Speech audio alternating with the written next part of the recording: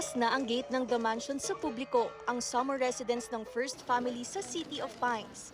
Masisilayan na ng publiko ang Presidential Museum na may 7 gallery at tampok ang iba't ibang kontribusyon ng mga naging pinuno ng Pilipinas. May guide kada silid na nagpapaliwanag sa mga art display at kasaysayan ng mga nagdaang administrasyon. Naroon din ang portraits ng mga dating First Lady. People can come inside and take pictures inside so that the people can learn about their history, about the presidents.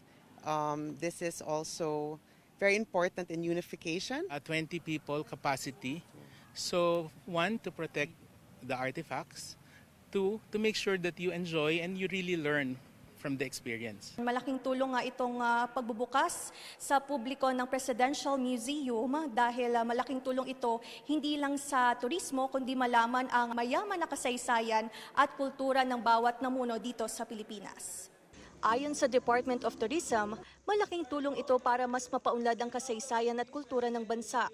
Mabibigyan ang ating mga turista, both international and local, an insight into the histories and legacies of our presidents. Tiniyak din ng kagawaran ang pagsasaayos ng mga infrastruktura para mas maging accessible ang iba't ibang tourist destinations. We will make sure na masasali sa tourism circuit yung Heritage Mansion po na ito.